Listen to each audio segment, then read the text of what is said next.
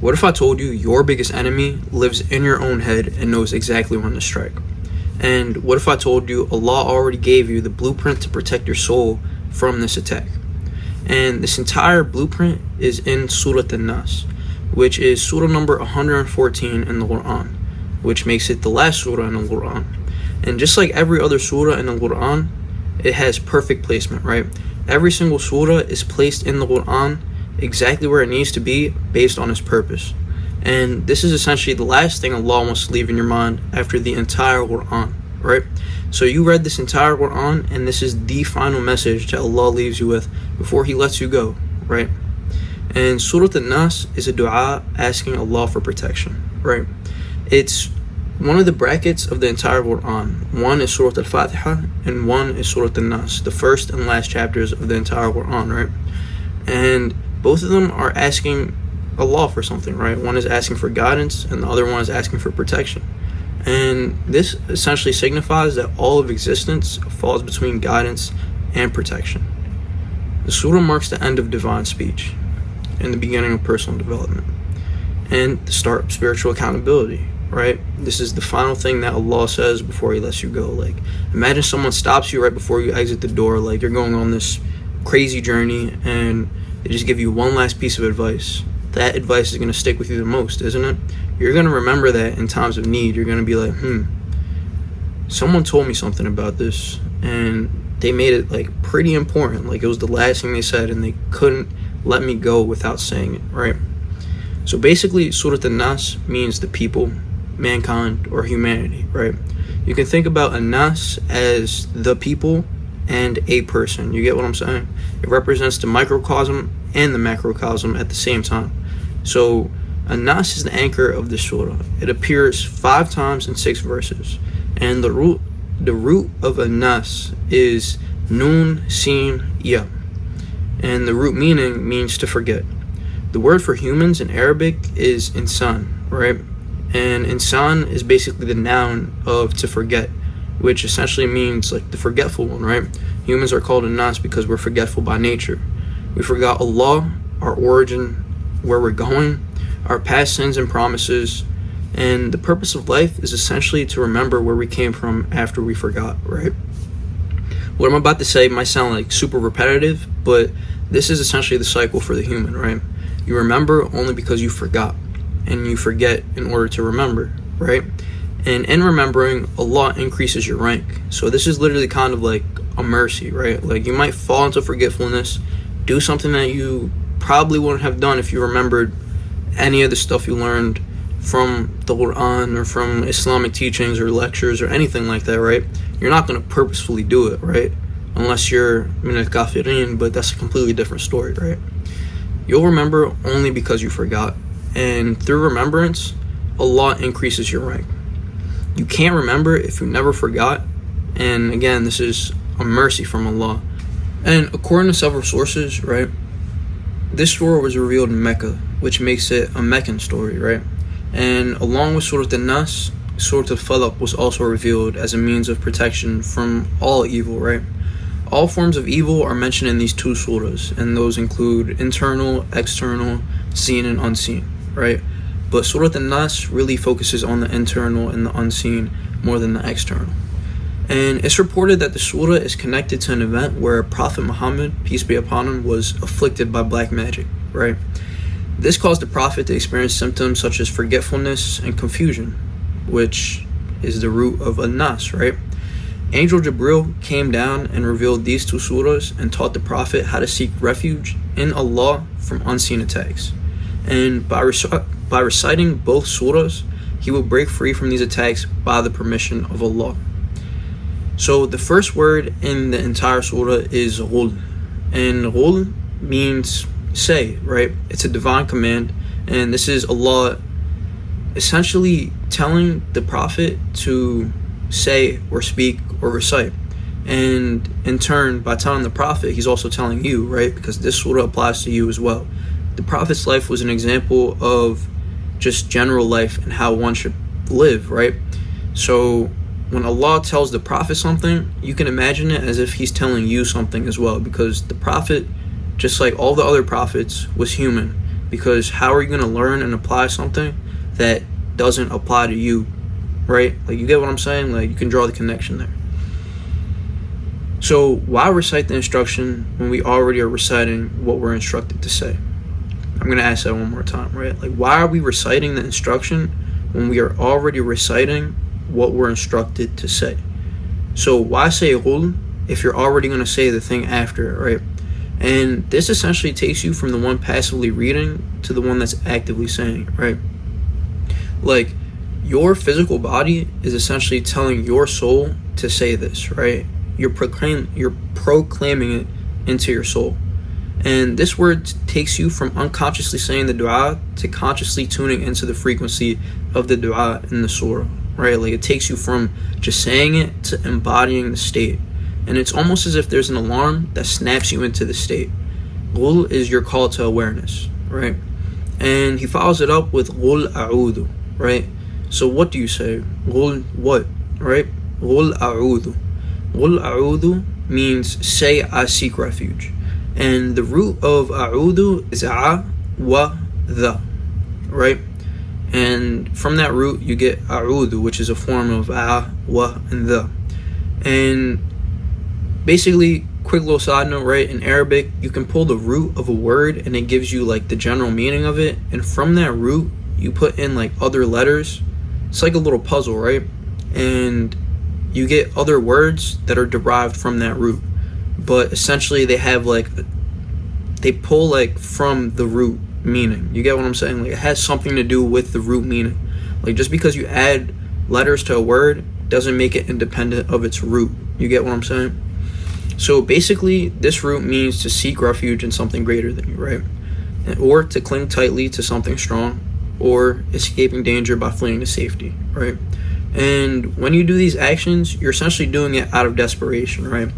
Or like a really like big fear, or you get what I'm saying, right? Like, it's not like you're passively like clinging on to something like, oh, save me, or you get what I'm saying? You're doing all of these things when invoking this word, right?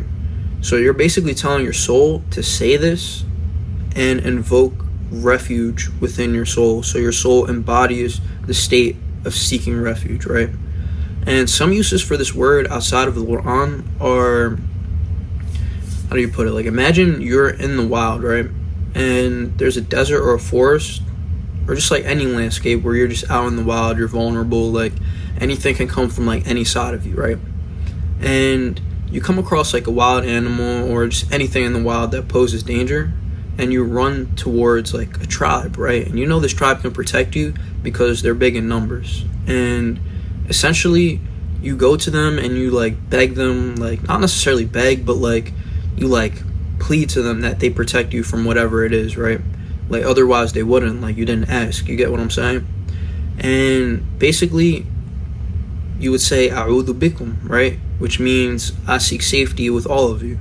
Now they know that you're looking for safety, and they're going to do what they need to do to protect you, right? And this is the same thing happening in a worldly sense, right? Like, you are basically in the wild. Like, life is the wild. Like, you're just out here. You get what I'm saying? And you're in a place where you're vulnerable in all aspects, right? And in this life, you're unable to protect yourself from this danger. Like, you yourself cannot do this. So since you can't do this yourself, what do, right? You say, Ul a'udhu, seeking safety from being in the wild in Allah, right? And the connotation of this word is literally saying it out of desperation or helplessness. And this is you recognizing that you can't do this by yourself. So if you're unable to perceive something that's unseen and Allah has perfect knowledge of it, then of course He's going to be the one that can perfectly protect you from it, right? You're entering the act of desperately calling or seeking safety with just these two words so far. And we've only said two words, mind you, right? So when Allah uses this word in the Quran, it evokes an ancient instinct that every human has for seeking refuge for danger, right? Like, every human has an instinct of survival, and they're not going to want to be like in danger. They're obviously going to seek refuge from it. But in this sense, this is an unseen attack that like you can't see, and we'll get into it later in the surah, but basically this is Allah calling your awareness to this attack as well. because you think you're vulnerable in a physical sense, but spiritually you're even more vulnerable, right? Qul a'udhu, right? But then Qul a'udhu what? You say Qul a'udhu bi rabbin nas, and this is the complete first ayah of Surah An-Naas, which essentially means I seek refuge or safety in the Rabb of people or mankind, right? So let's go word by word. What does Rabb mean? Rabb is frequently used in the Quran, right? It's the third most used word in the Quran after Allah and Qul, right? And Qul is literally the word that we started this off with, right? Allah obviously is the most, and Qul is the second most, right? And then comes Rabb. So the root meaning, first let's talk about the root, right? The root letters of Rabb are Ra, Ba, Ba, right? And the root meaning means to raise, to nurture, to develop, or sustain, right? And you could also say that it's to have authority or ownership over, to maintain or repair, to regulate, or to perfect the course of, right? Like essentially, when I hear all of these things, I think of like a plant and a plant owner, right? Like you're in charge of the plant, you own the plant, you're responsible for sustaining it, and essentially this entire life is dependent on the plant owner, right? And you take all these roots and you put them into one noun and you get Rabb. And noun is like not even like describing it, because you literally can't understand what or who Allah is, but this is putting it in a way that you can, like, you get what I'm saying? Like your human brain will never understand Allah. You'll only understand it through like your emotions and your state of being, right? Which you can't necessarily like consciously like pinpoint, right? But the pre-Islamic use of Rabb was used to describe someone who owned or maintained a house, someone who cared for a garden, like I said, the plant owner example, or a caretaker of an orphan, right? But now you have Rabb An-Naas, right? Rabb An-Naas is the caretaker of the people. You're specifically calling on Allah with this specific attribute, right? Allah is the one that owns you, and you are not your own property, right? Like you might think like you own this body, you own your soul, like you literally don't own anything, bro. It just all belongs to Allah. And the quicker you realize that, the quicker like everything just becomes a lot more simpler. You get what I'm saying? Like even these words that I'm saying right now aren't mine. They're literally coming from the source, if you will, right? And Allah is the nurturer of every single soul, and you're recognizing that by saying Rabb An-Naas, right? The one who knows the brokenness of his creations and continues to maintain it, and quite literally has a cure to maintain it, right? And Allah is the one who can protect, raise, and restore you. So Rabb signifies a dimension of the human being that's within, right? The part of you that can nurture and can sustain. You get what I'm saying? Like it's not you, but it's a part of you, if you get what I'm saying, right? Hopefully you get what I'm saying. If not, I'm doing a really bad job of explaining this. But essentially, Rabb An-Naas, right? This is the nurture part that's within you of An-Naas, which is the forgetful part of you, right? The part of you that's restless or just like moves around, just like people do, right? Like people migrate and move around this earth. There's something within you that doesn't stay still. And Rabb is the other side of that fixes all the problems, right? So An-Naas is essentially the visible or manifest part of you, but also there's like an internal aspect to it. So Rabb An-Naas essentially means the caretaker part of you of the forgetful / restful part of you, right? Surah An-Naas is very personal yet universal. And why do you say you seek refuge in Rabb An-Naas instead of Allah specifically, right? Like, doesn't Allah encompass everything? Basically, the reason for this is Shaitan attacks all people, not just believers, right? So some people might not essentially grasp the idea of Allah just yet. Like, you'll never be able to grasp the full idea. You'll only be able to grasp what's revealed to you. And some people don't even grasp that yet, right? So it's basically a plea to all of mankind. Even though you're the one saying this and you're making the dua, this signifies a plea to all of mankind, because all of mankind is in need of it. You get what I'm saying? Like, you literally can't not be affected by this, right? He's not saying Rabb al-Muslimin, he's not saying Rabb al-Mu'mineen, he's saying Rabb al-Nas, which signifies everyone, right? It signifies you, but you signify everyone at the same time, right? Even the part of you that isn't fully aware or conscious of Allah is under attack as well. If all of mankind is so forgetful and needs a reminder, right, of the one who nurtures and protects mankind itself, why not Rabbi, right? Like, why is it not Rabbi, like my Rabb, right? Like the possessive version of Rabb, like your Rabb, my Rabb. Nobody is possessive of Rabb in this sense. And again, this is because it applies to all of mankind and not just you. And it signifies that you're not alone in this. Every single person is going through this, and every single person might not be aware of it, but this is calling your awareness to everyone's. So the next ayah is Malik Nas, right? You already said Qul a'udhu bi Rabbin Nas. Now you're invoking another attribute of Allah, which is Malik Nas. And Malik Nas basically means king of the people, right? And the root of Malik is Ma La Ka. And the root meaning of Ma La and Ka means to own something fully, right? And to have undisputed authority over it, right? And to have power to execute your will. Literally Allah, right? And uses of Malik in this sense is because Allah is the pinnacle of all systems, right? He's the king of all kings. And just like in all civilizations, the pinnacle of a civilization is the king, right? Allah is the pinnacle of all pinnacles, transcending time, region, people, civilization, just all of that, right?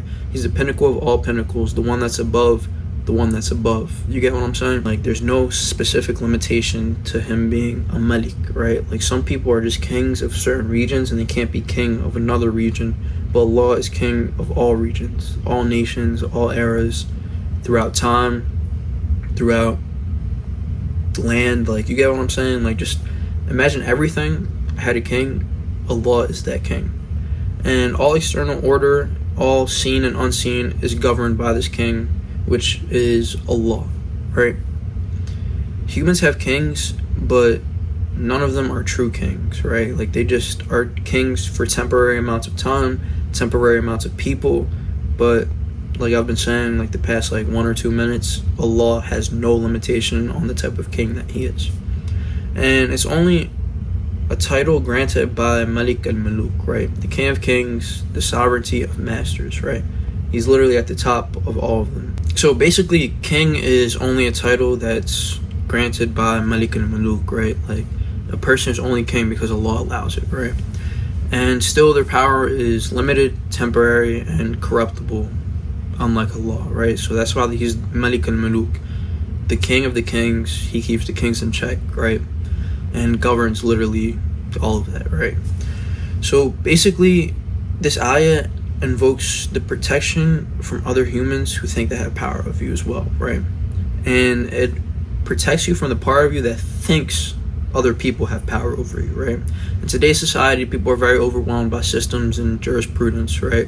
They think, oh, like, I have to abide by these laws, I can't say this, I can't do that, I might be blacklisted or canceled in today's culture, right? Like, imagine saying you're canceled to somebody back in the day.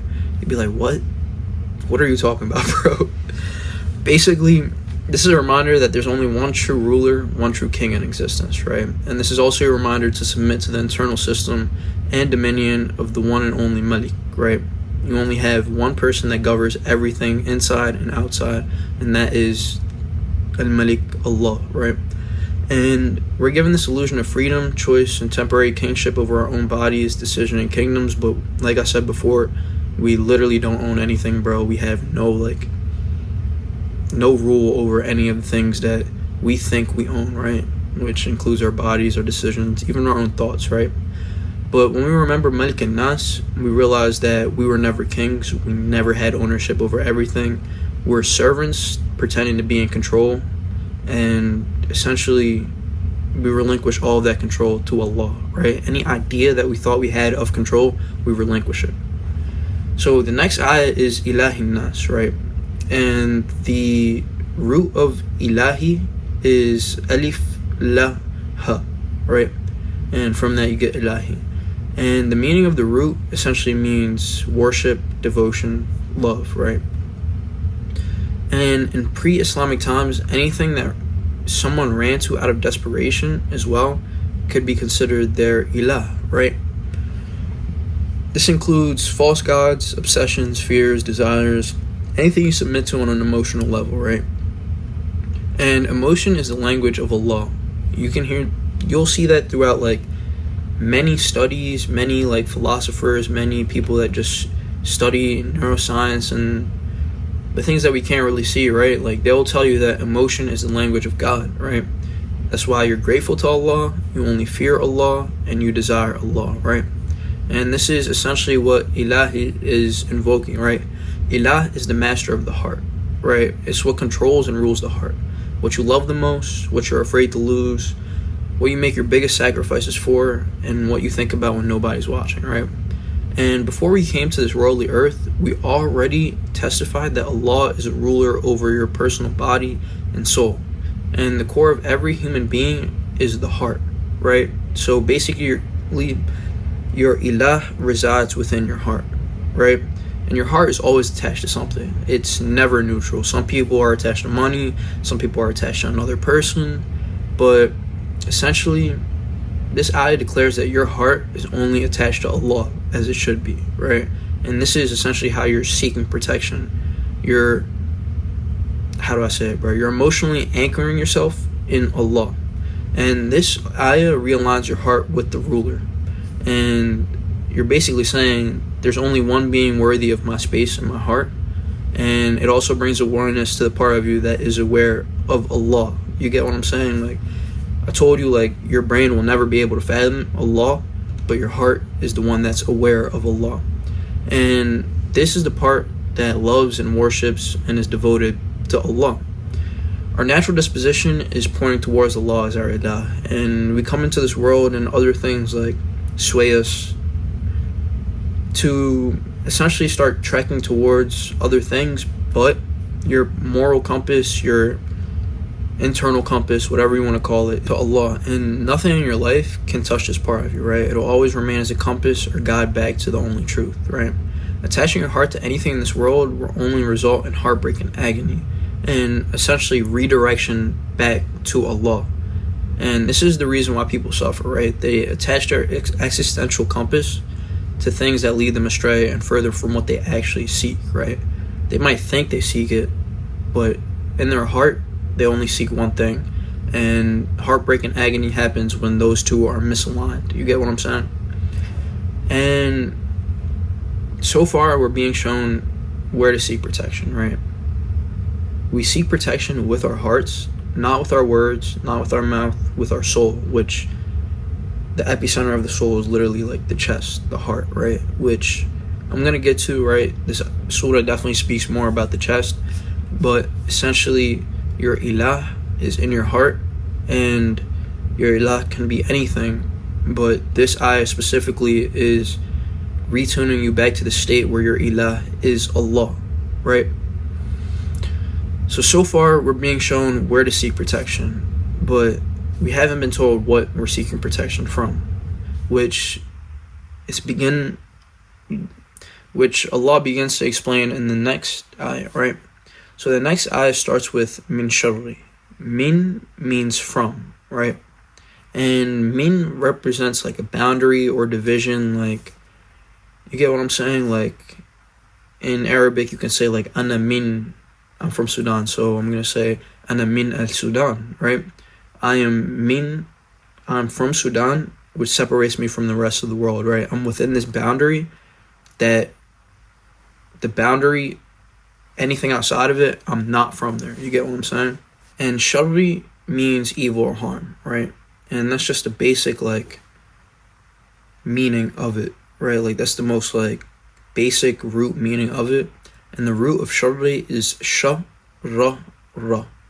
And basically, this root means to burn, to ignite, or to be harmfully violent. You get what I'm saying? Like, or something that is harmfully violent. And it carries the sense of potential energy, meaning it means nothing unless one acts upon it, right? Unless it's ignited, unless it's combusted, right? And it's very, very subtle until it does combust. Like, imagine like a gas leak that you can't really see, but you smell it. You know it's there. You can detect it. And if you don't light anything, it'll just pass by, right? But if you do, the whole place blows up, right? And this includes the hidden attacks that you can't perceive or sense until you find yourself in a calamity, right? Some people don't realize that this gas leak is there, and they accidentally combust something, and then it turns into this whole explosion that they didn't even see coming, right? And calamity blocks you from your repentance and corrupts you from your true nature and delays your self-actuality, right? Every human is literally looking for one thing, and that's self-actuality. You're trying to figure out what they like, how they can do that for the rest of their lives. And yeah, essentially self-actuality, self-realization. If you ever took ancient world history or like anything about, like Buddhist or whatever, I'm pretty sure, correct me if I'm wrong, I think it's the Buddhists, like they have like these like scale of like states that you can achieve, and you have to go through each of the states, and at the top is literally self-actualization, I believe, or self-realization, one or the other. But basically every single human is looking for this, and when you find yourself in calamity, committing sins, doing things that you shouldn't be doing, this literally delays your like ascendance in this process. Surah is specific in the surah, right? Like, it's not just any type of sin, it's not just any type of evil. Allah is not warning of general evils in the sense, right? Allah is warning us of the next word that precedes, which is al-waswas, right? In Surah al-Waswas, al-Khannas. We'll get to Khannas, but waswasa right now means whisper, right? The word itself sounds like a whisper, right? Like if you say waswasa, like it's just like you're whispering. Like you ever like fake whisper into like somebody's ear and you're literally just saying nothing but like pss, pss, pss, pss, right? Like that is waswasa, but not waswasa that you can hear, right? The root of it is wa-sa, right? And basically this root means whispering or hissing or an internal echo, right? Waswas is a double like root for intensification, right?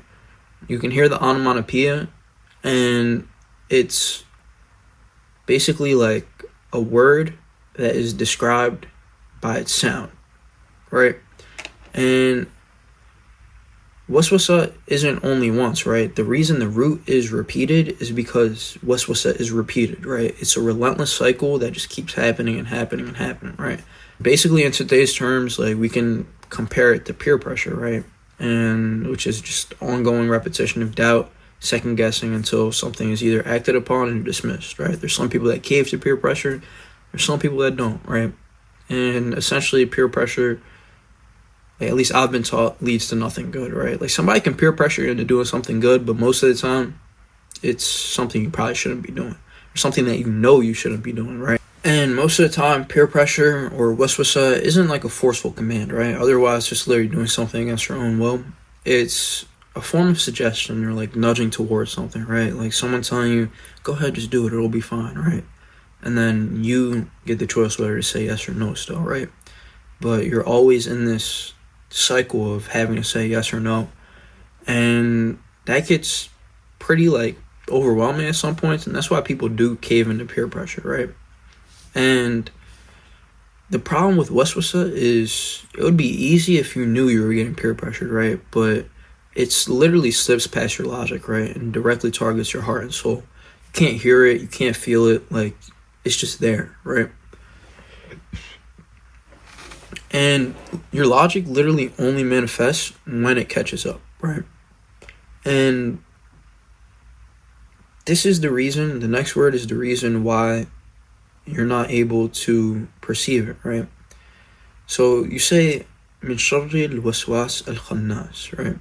And the root of al-khannas means, well, before the root again, we'll get into the letters. The root letters of khannas are kha, nun, and sa, right? And basically this root means to retreat, to hide, or to shrink away after exposure, right? You already can't perceive it, but imagine not being able to perceive it, but the part of you that does perceive it is only afflicted by it for a second, and then it retreats. And then it comes back, and then it retreats, right? Like, you can't really, like, just imagine, like, whack-a-mole. Like, you get what I'm saying? Like, it pops up, you try to hit it, goes back down, pops up somewhere else, right? Basically, the noun version of this root is the hidden one, or the hidden entity, right? The entity that's not always present or readily perceived. It hides from you in a sense, attacking you from where you don't see, right? And you realize this attack as it happens, not as it's about to happen, right? Like, so this could be like retreated, plotting on you, like waiting for the perfect moment. And when that moment comes, that's when the part of you that perceives it, right? Like, is able to perceive it. But in a physical sense, in like a sense of like you in this physical realm, you're not able to perceive it, even if it does expose itself to you, right? So basically, it pairs with the potential of waswas, right? It's almost as if it's waiting to strike, right? It's in an act of spiritual sabotage and cycles, right? Like, it's trying to sabotage you, but doesn't continuously do it, because if it continuously did it, you'll be able to notice it, and then you'll just fall into a state of straight surrender. Like, you'll stop doing any and everything. You'll stop thinking. You'll stop having emotions. You'll basically be still, so it can be still. It has no choice to be still, right? And you can like kind of see it in periods where like you start indulging in things like over and over and over. This is the reason some people just straight break and like they completely switch their lives around, right? This waswasa happens so much that they essentially are able to perceive it, right? They realize that they keep falling into this cycle every single time, and they just had enough of it, right? Like, their internal state stops in order for it to stop. And once the internal state stops, that's when the person is able to reclaim their internal state, right? They're able to make decisions, and now that they like witness this waswasa happen, right, they're able to recognize it from then on, and that's when people's lives start to get better over time, right? They're able to realize where these cycles begin, find the root cause of it, and then cut that out completely, right? And even if it does happen, like I said, like, it means nothing unless you act upon it. People don't act upon it anymore, right? And that's when you see people completely switch their lives around after being bombarded over and over and over by waswasa, right? Like, they might have started off as like, okay, I'm gonna just do this one time. Just like most drug addicts, right? Like, they say, all right, I'm gonna do this for fun. I'm gonna do it one time. Next thing you know, it's like 3 years later, they're at like a bus station asking you for change to go buy their next drug, right? And it happens in this cycle, right? It's present, and then it's gone, and then it's present again, right? And this implies that waswasa is stealthy, it disappears, and it's invisible, right? And it represents returning to the world of the unseen after manifesting. And it happens in cycles, right? An-Naas appears as this internal voice that you might mistake as your own, which is a very dangerous game, because now you think you're the one in control, but you're actually just open to suggestion. And the letter kha, specifically in Arabic, represents hidden or retreated. And the letter kha plus nas, right? Because it's not al-nas, it's khan-nas, means basically the hidden part that's within nas, right? Like the part of a nas that's retreated or hidden, right? Like, it's there, but it's reserved, right? And this is the reason you gotta seek protection in Rabb, Malik, and Ilah, and Nas, right? These three attributes of Allah.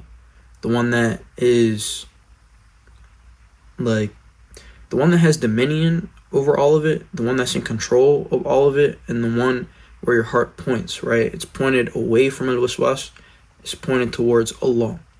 And you yourself as a being literally cannot detect it unless it makes itself present, like I said. But by then it's too late, right? So now you have alladhi yuwaswisu fi sudurin nas, right? And alladhi basically means the one or the thing that, right? It's a connecting noun, right? Like, literally, as I said, it means the one or the thing that, like, it goes from min sharri al-waswas al-khannas alladhi, right? Like, the one that, al-waswasa again is an entity, so it's referred to as a noun, not as an action. You get what I'm saying? Alladhi, and it connects back to khannas, right? Waswas al-khannas, right? It leaves the door open for contemplation, making you wonder what exactly is the subject or the thing being talked about.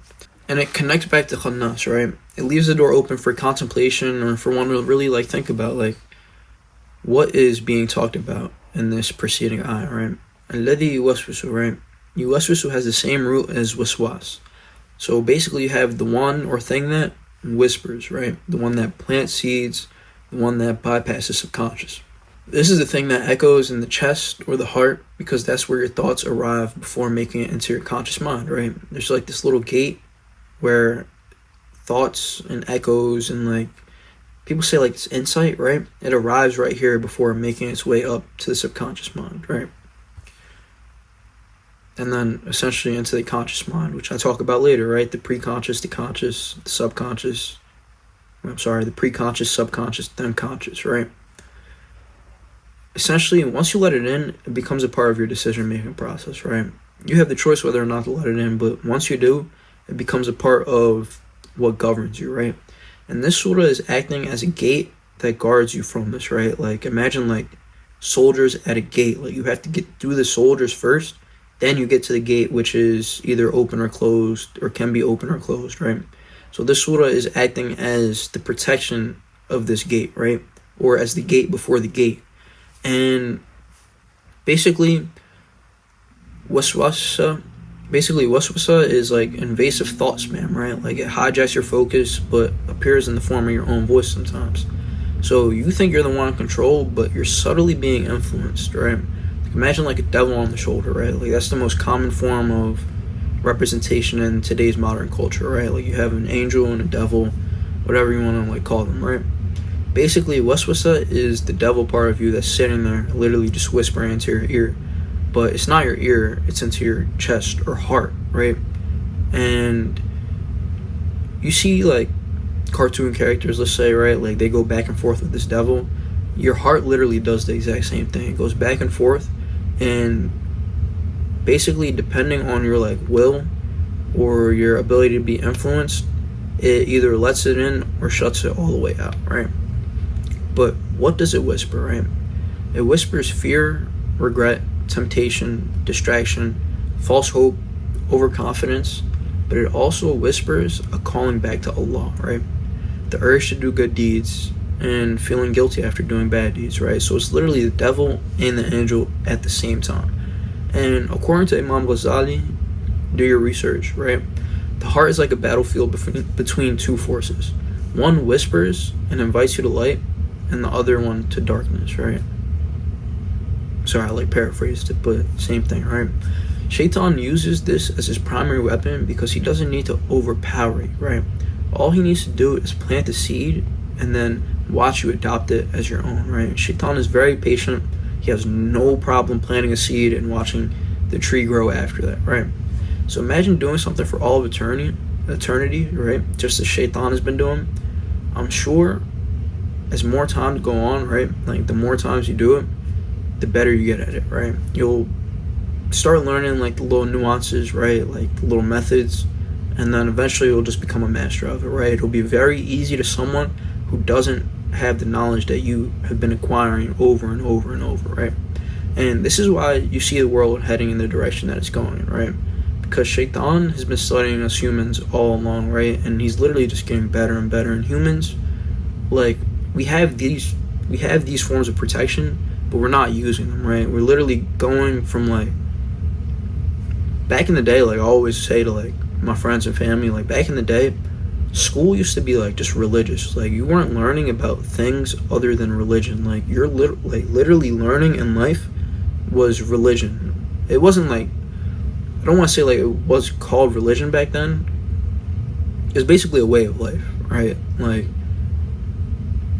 you ever sit there in math class like, when am I ever going to use this? Back then, they were learning this and saying, I'm always going to need this. You get what I'm saying? So basically, like, the world is becoming like a lot more secular, and Shaitan is using that to his advantage, right? Like, humans are becoming ignorant, and essentially this is why like I'm doing this in the first place, right? Like, I realize there's more to this than what humans are using it for, right?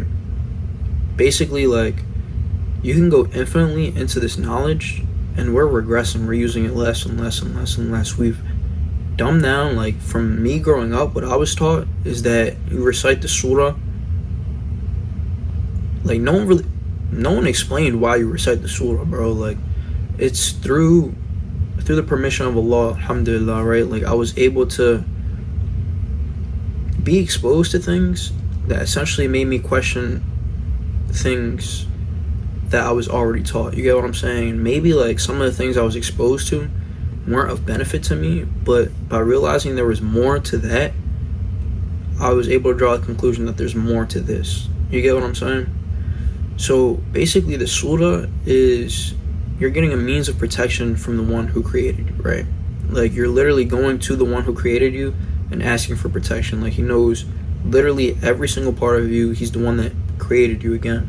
And no matter how much studying you do, like, imagine somebody makes a product, right? And you have hackers, right? But the person that makes it can always debug the product and always create more firewalls, create more security measures to basically protect the product from those trying to hijack it, right?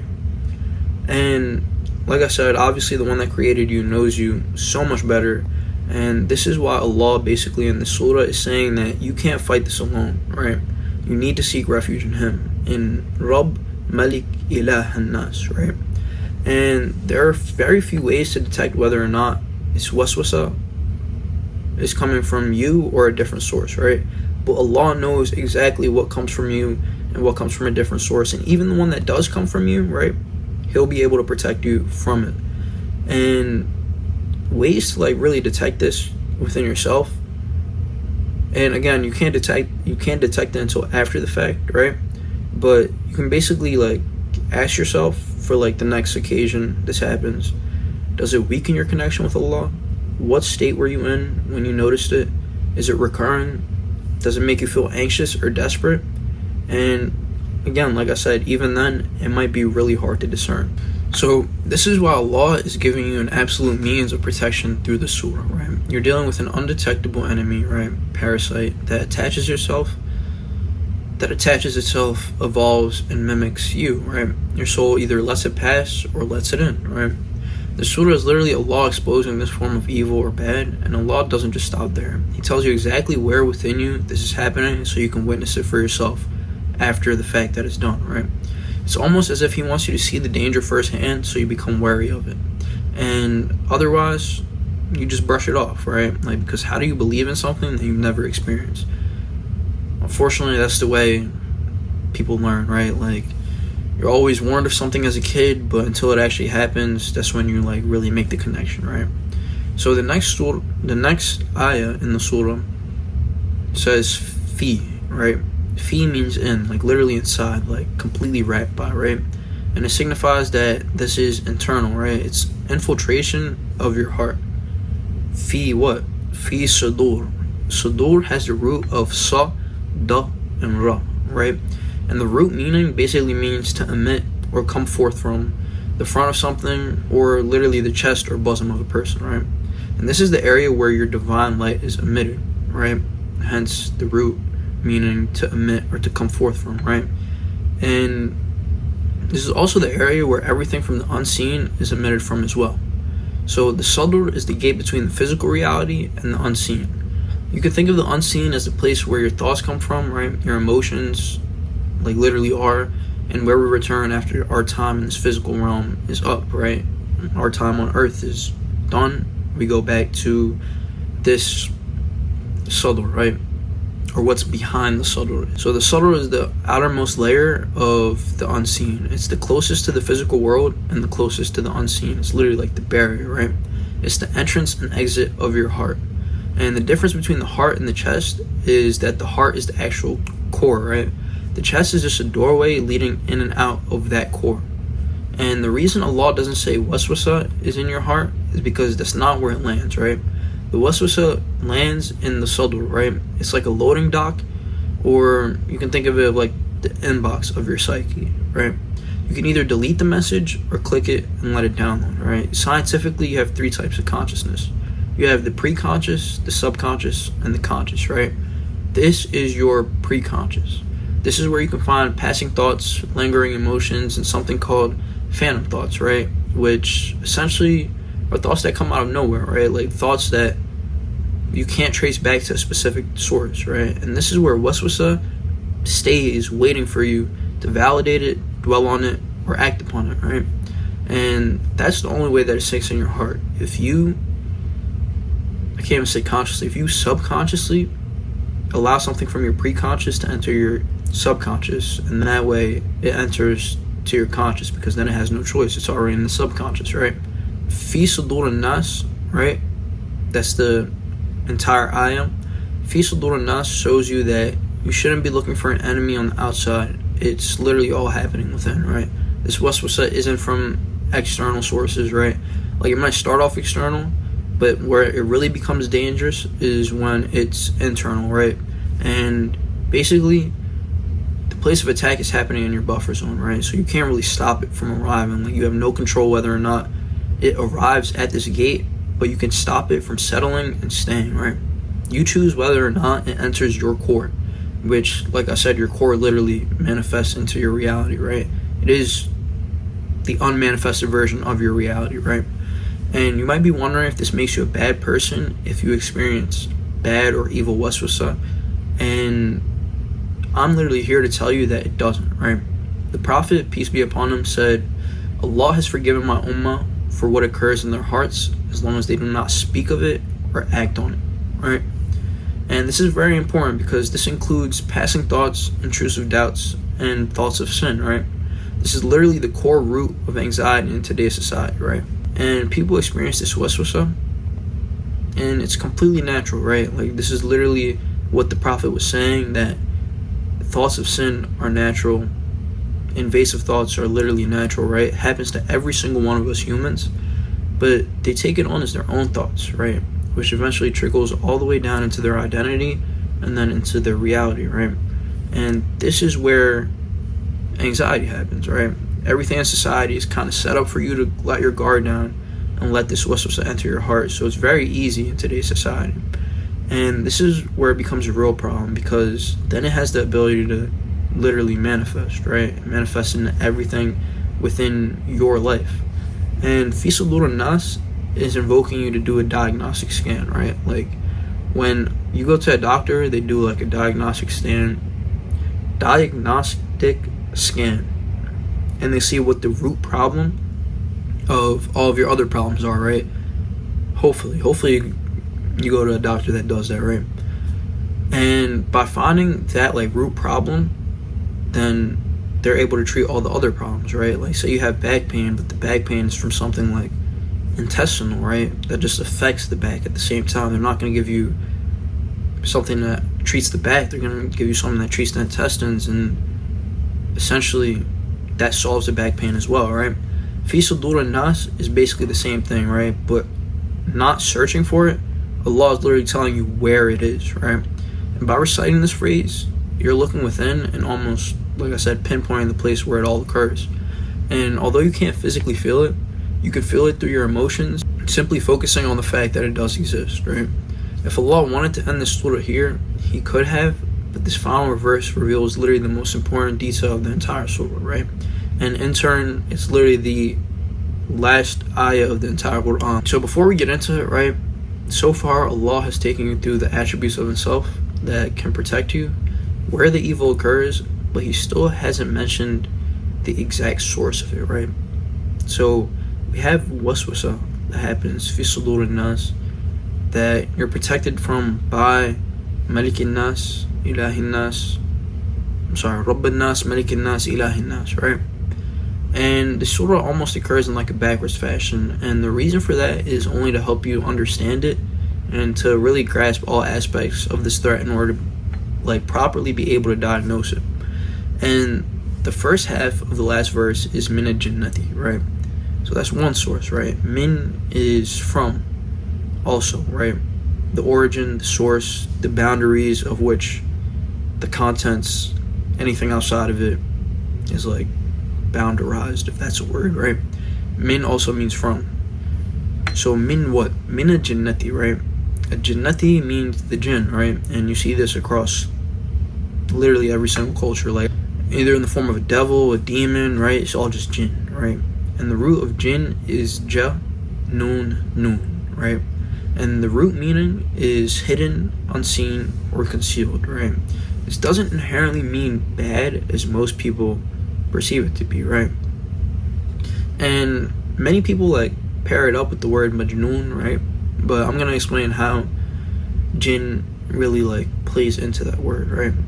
So from this root, you get words like Jannah, which means garden or hidden behind the trees. You get Janeen, which means fetus, right? Or hidden in the womb. Majnoon, like I said, which literally means insane, but it's as if the mind is hidden or covered, right? You get jinn, which are beings hidden from human perception. And that doesn't mean just like good entities or bad entities. It's literally just every being that isn't readily perceived by humans, right? And in the Quran, right, in Surah 55:15, right, the jinn are mentioned to be created from smokeless flame, right? And they live in a parallel realm of Islam with beings that also have free will, right? Just like humans, some of them are Muslim and some of them are not, right? And shaitan specifically is from this species, right? Allah is confirming that yes, there are whispers from jinn that are unseen, non-human, and highly experienced in manipulating humans, right? This also means that they're able to manipulate humans, right? Like, but then he throws in a little plot twist, right? The final phrase and detail in the entire Quran, he goes min al-jinnati wal nas, from seeking refuge to unseen enemies, to the whispers in your chest, to the realm of the jinn. That enemy, that whispering voice, the source of sabotage, it's not just jinn, but it's also you. Again, you see the word An-Naas, which comes from the root that means to forget. In the first few verses, An-Naas signifies the one that was seeking protection from Allah, the one that forgets, right? The ones that's being attacked. But in this final verse, An-Naas becomes the source of the attack we need protection from, right? Basically what Allah is saying is that we're both the villains and the victims in the story. And this creates a full circle moment, almost as if you're looking in a mirror. The same Nas that cries for help is the same Nas that sometimes causes harm, right? Not intentionally, but subtly. Through influence, manipulation, whispers, projections, through peer pressure, right? Through your own wounded ego pretending to be wise, right? Pretending to know what it's doing. And Allah is teaching you here that you can generate waswasa through your own psyche. Your trauma, your past, your insecurities can also whisper too, because they're also entities themselves, right? And you essentially can become your own shaitan. There comes a point where like shaitan doesn't even have to do anything, right? Because you yourself are your own shaitan. And this is backed by a very chilling hadith, right? Basically the hadith goes, there is no one among you but has been assigned a companion among the jinn. The companions asked, even you, O Messenger of Allah? He said, even me, but Allah has helped me against him and he has submitted. So he only commands me to do good. And this is Sahih Muslim 2814, right? But that's not all, right? The Prophet Muhammad, peace be upon him, also said that the worst of people are those who cause others to whisper evil. Not the ones that whisper evil, but the ones who cause others to whisper evil, right? Like they could be the ones that plant the seed, but the seed sows into whisper within someone else, right? Not whisper evil to other people, but whisper evil towards themselves. So those are basically people who manipulate others into sin indirectly, which causes this waswasa, or socially, which causes waswasa as well. So this is a warning from Allah telling you not just to be wary of some unseen monster or anything like that, but you also need to be aware of those who are in your position as well. And humans whisper through a couple means, right? Today's terms, you could say they're gaslighting, or they also offer temptation, shaming, flattery, and literally social conditions and norms, right? Like people are born into this world that has social norms. But once you allow these whispers of other humans to influence you for so long, like I said, it eventually becomes your inner voice, which in turn becomes your identity. The final message, right? You've been actively training and this is the final piece of advice before you're dropped into the battlefield, right? You are the battlefield, and your only protection is the one who built the battlefield. An-Naas is repeated 5 times in 6 verses, and it's almost as if Allah is saying, here's the threat, and here's the cure. They're both within mankind, which essentially represents you. This is the ending of the Quran. It doesn't end on heaven. It doesn't end in a story. It doesn't end on rituals. It ends on a diagnosis of your very own internal war and unrest. And just as it started with asking to be guided upon the straight path, you end with pleading to never be pulled off of it. The final word in the Quran isn't Allah. It's An-Naas. You, mankind. Because the final message is, now that Allah has revealed himself, what will you do?